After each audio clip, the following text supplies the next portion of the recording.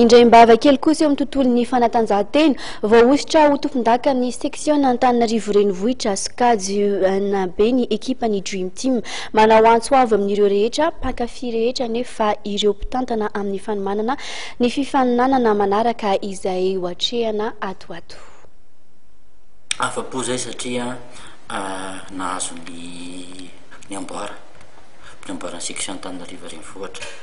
Nefa moa zany tsy maintsy miatrika koa tany dia hiatrika zay amin'ny herinandro ambony ny fiadina indray tompon-daka ny dikana Analamanga dia amin'ny 11 mai efa hiatrika sady koa ny raha ohatra ka tafakatra zay amin'ny dikana Analamanga dia hakatra indray aty amin'ny national dia tsy maintsy efa tonga dia efa miomana zany zay manomboka hatrenzao. Zay indrindra ahoana no hiatrehana zay fifaninanana rehetra izay raha hoe entina hieritreritra lavitra? Tsy maintsy mila zany ny aty anatiny aloha zany mila fanomanana misy organisation tsy maintsy atao hanamafisana fanomanana nefa koa dia mila fanampiana avy any ivelana zay olona afaka miaraka aminay miaraka tafita aminay.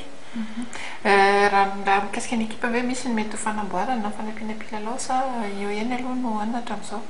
Iny aloha zany dia izay fanapa-kevitra ny eo amin'ny direction technique zany rehefa manapa-kevitra izy manampy na tsy manampy dia efa izy no tena topo-kevitra farany amin'izay. Farany amin'ilay teninao hoe mila ny fanampiana sy ny firaisan'ny rehetra amin'ny lafiny iny zay hoe tadiavinareo fanampiana izay? Dia amin'ny lafiny rehetra mihitsy tsy dia voatery hoe na ara-bola na ara-pitaovana na dia fanohanana fotsiny ara dia efa tsara be.